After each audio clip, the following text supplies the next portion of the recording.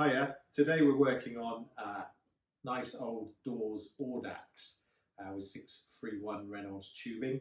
So this bike, probably made 20, maybe 15 years ago, something like that. And someone bought it second hand, but it has had a lot of use. The chain's super worn, derailleurs. The kind of only usable bits really are the wheels, the frame, handlebars. Shifters are good, but even they're a little bit old now. So if there was a problem with them, it'd be difficult to get another set. So what we're going to do, and it's paid through the Cycle to Work scheme, is we're going to fit the bike with a new group set, handlebar tape, new brakes, and just kind of use the existing bike to basically make a new bike that will be fully guaranteed into the future. We're going to touch up the paint on the frame a little bit, and then just make the bike as good as new.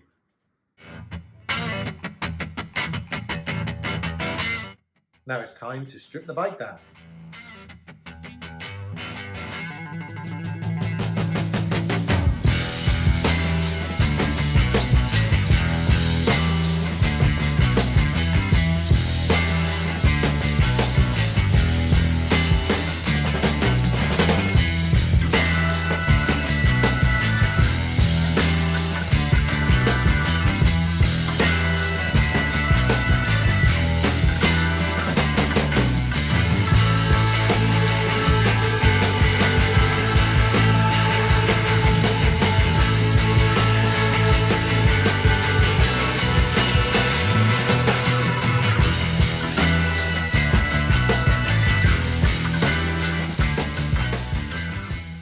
Hi, so we're midway through the Dawes Audax build. We're putting on a Shimano Sora Groupset, which is a great group set for commuters, people that do a lot of miles on the bike.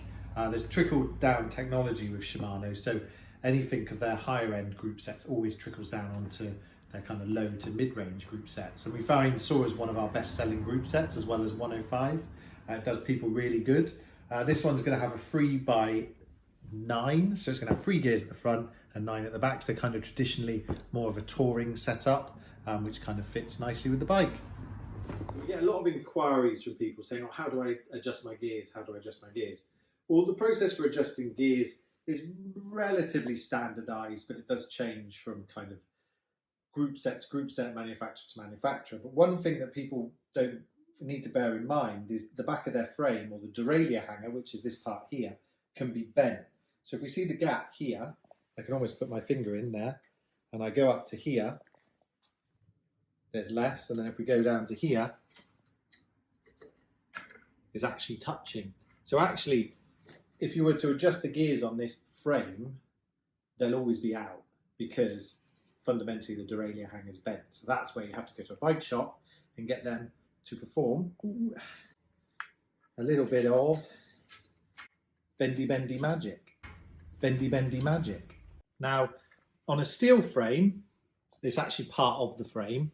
On an aluminium frame, it's a separate piece of metal. Most aluminium frames, it's a separate piece of metal, because aluminium's weaker. So you have a weaker bit of metal there, so if there's a problem, it will snap.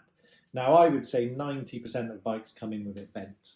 That can just be from the fact that it wasn't straight when the bike was new, or it could be that the bike's fallen, or you've been in a bike rack and someone stuffed a bike against it.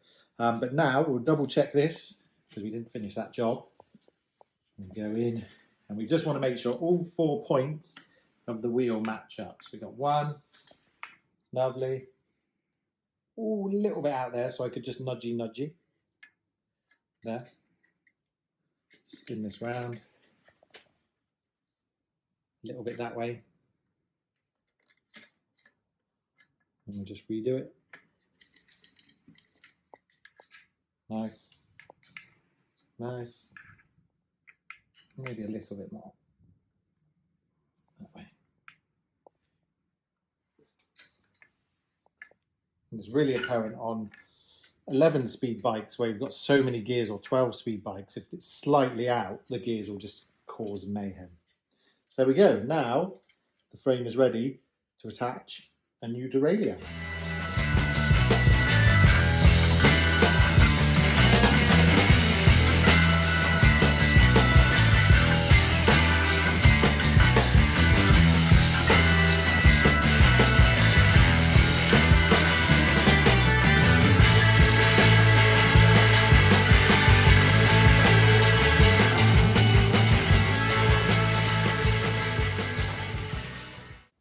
So here's the final touch, putting on the bar tape.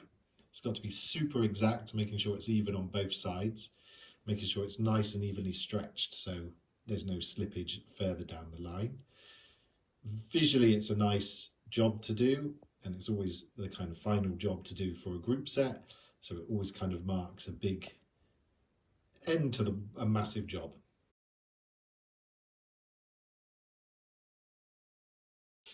The bike is completely and utterly different. It's completely and utterly different to ride, and it's now ready for another 10 to 20 years of service.